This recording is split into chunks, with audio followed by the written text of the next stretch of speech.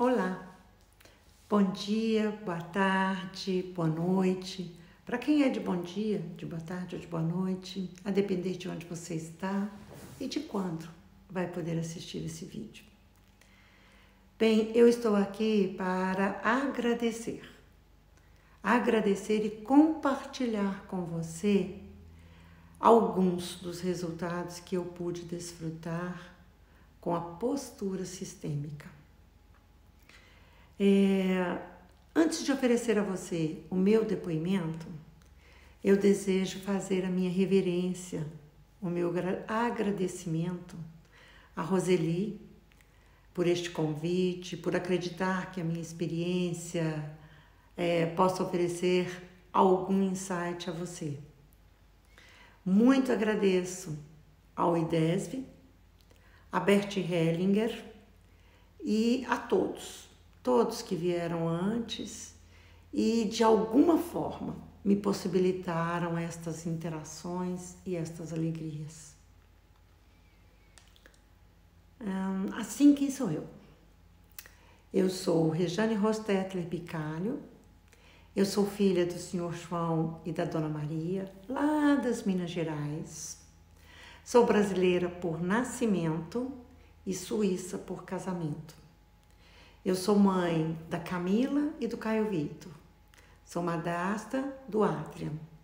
E sou avó do Alessandro, do Gabriel, do Samuel, do Rafael, da Rafaela, do Leandro e do Luan. Sou terapeuta integrativa e cuidadora da infância na Suíça há 16 anos. Vivendo desde 2004 na Suíça, minha primeira atuação profissional, 3 meses depois de minha mudança para este país, foi como professora infantil para a língua e cultura brasileira.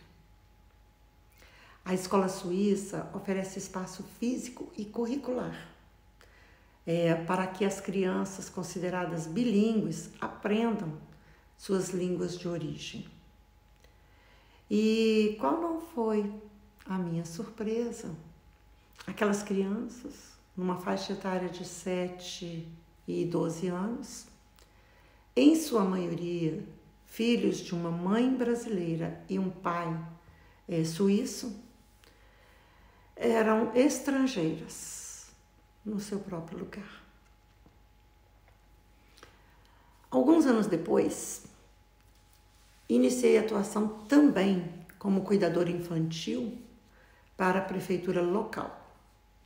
Primeiramente como ama diurna em minha própria casa e seguindo a trajetória das necessidades como cuidadora infantil na escola de complementação também.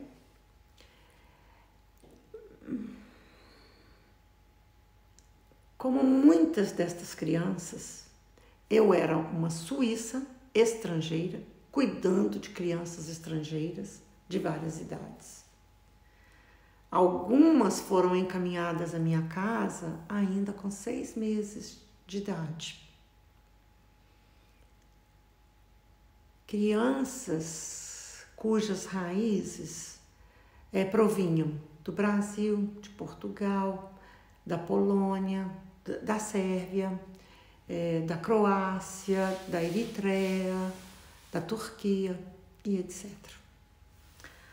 Algumas vindas através do asilo político e de um contexto de grande violência e vulnerabilidade. Bastante violentas e arredias às propostas de trabalho conjunto.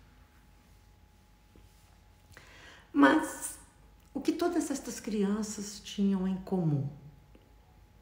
Em maior ou menor grau, uma rebeldia, uma insatisfação, uma dor, uma saudade.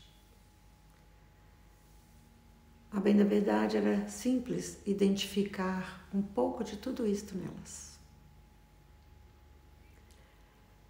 Ou seja, dentro deste meu contexto pessoal, às voltas com a integração de meus próprios filhos e netos, às voltas com todas estas relações de língua e cultura. Foi que, conhecendo um pouquinho da constelação familiar, eu fui procurar a educação sistêmica do IDESB. E qual não foi a minha surpresa?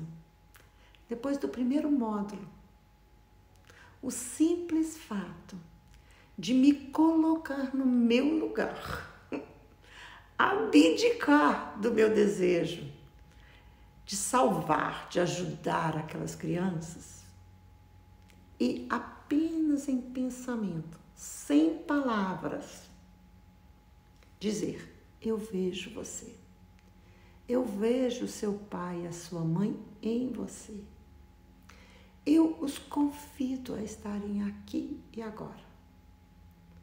Nos aproximava aquela criança de mim. Você não pode imaginar como isso me alegrou, quão grandioso foi, de alguma forma, sem a barreira da língua e da cultura, sentir a confiança delas. E a partir daí, eu fui cada vez mais acumulando proximidade e oportunidades de interação. Todas essas interações, elas foram muito grandes para mim. Mas algumas delas foram realmente muito profundas. Algumas nós saímos da total desconfiança para a partilha. E é o que eu desejo compartilhar um pouquinho aqui com você, alguma destas interações. Como eu disse, como cuidadora, eu interagia com crianças de diferentes idades e origens, em diferentes agendas. Minha função era apenas a de oferecer acolhimento, proporcionando uma recreação acompanhada. Ou seja, não havia um grupo de trabalho contínuo como em uma sala de aula, por exemplo. Mas, adequando os meus recursos e possibilidades, eu instituí uma atividade. A atividade era com tinta plástica para decoração de janelas. As crianças que desejassem poderiam, primeiro, fazer o colorido do seu coração, fruto da compreensão da história infantil O Mundo dos Bonecos de Papel, de autoria de Andrei Moreira. Uma história de inclusão, onde bonecos de papel esperados nasciam azuis ou rosas. E diante de um incidente, depois de diferentes reações, a comunidade opta por acolher bonecos de papéis de todas as cores. Cada criança poderia pintar o seu coração na cor que desejasse e expô-lo em sua janela. Corações como estes começaram a decorar janelas e, na sequência, cada criança poderia também colorir na cor que desejasse, como desejasse, ela, o papai e a mamãe. E também colocar na janela junto ao seu coração. É claro que, para minha alegria e a alegria de algumas crianças, eu encontrei possibilidade de chegar ao genograma.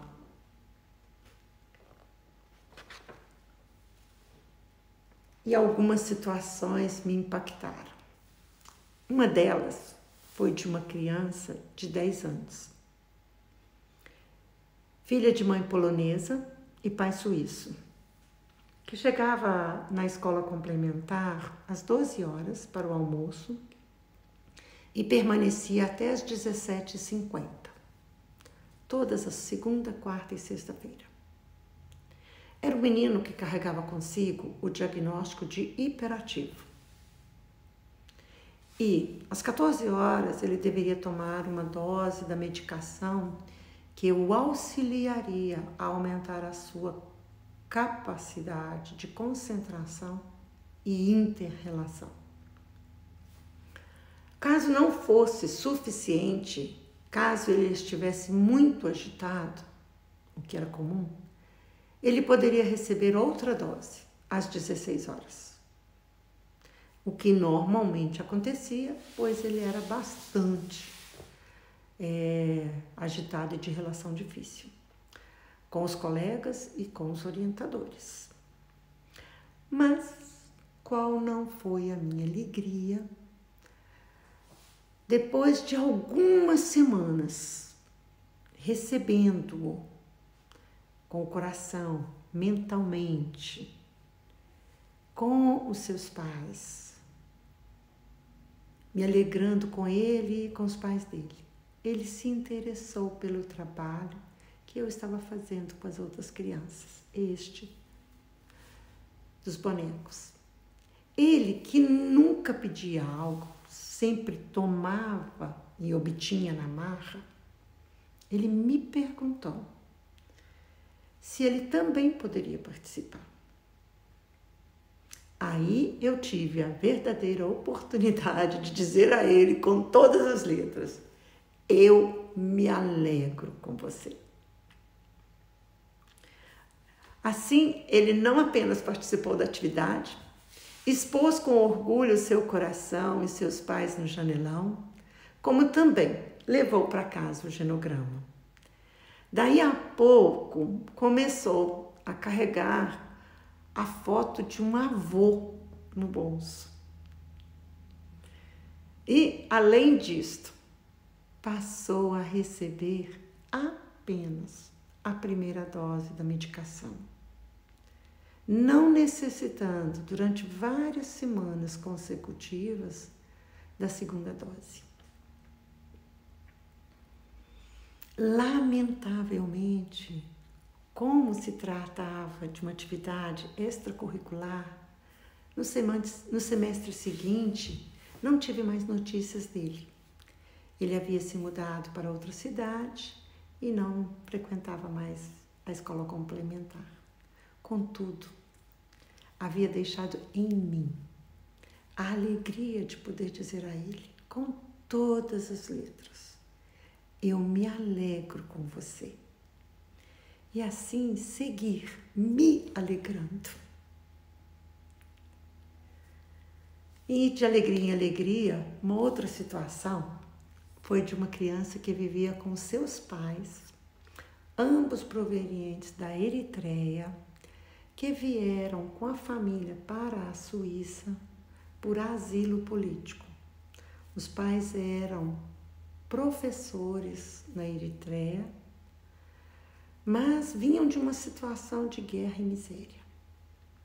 O menino, de quase 13 anos, além de não se integrar, estava sempre insatisfeito, muito violento com todas as outras crianças, batia nas meninas sem problema e sempre desrespeitoso com os orientadores. A única forma de contê-lo um pouco era dizer que chamaríamos os pais por telefone. Numa destas vezes em que ele estava quieto, como que de castigo, sozinho em um sofá, próximo à mesa em que eu, mais uma vez, contava a história dos bonecos de papel, ele ouviu um pouco da história e esticou os ouvidos. Decidiu não pediu fazer atividade em outra mesa. E totalmente isolado, ele muito rapidamente pintou o seu coração em cores muito escuras e confusas. E desejou, no mesmo instante, colorir o papai e a mamãe. Qual não foi a minha surpresa? Os pais muito bem contornados, pintados com muito cuidado e beleza. E ele, no meio, todo escuro e desordenado, como no colorido de seu coração. Quando me disse que havia terminado, fui ver e disse a ele: eu me alegro com você, eu vejo o teu amor. Ele me olhou assustado, foi acalmando e me retribuiu com um olhar de calma e até alguma esperança. Não quis expor no janelão seu coração e a sua família. Mas, a partir dali, esteve um pouquinho mais sociável com todos. Explodia com menor frequência e, a partir dali, pudemos escutar algumas histórias que ele contava da vida na Eritreia, das famílias, da saudade. Ou seja, como sempre recomenda o Dr. Décio de Oliveira Júnior, sem medo, sem intenção, sem conhecimento, sem julgamento, eu fui cada vez mais cuidando da minha postura e podendo, de forma simples, oferecer acolhimento aqui e acolá. Uma grande alegria para mim. Muito obrigada. Ainda uma última situação. Um menino de 11 anos, pele muito clara, olhos azuis, filho de pais suíços, que vinha à escola complementar apenas nas tardes de sexta-feira.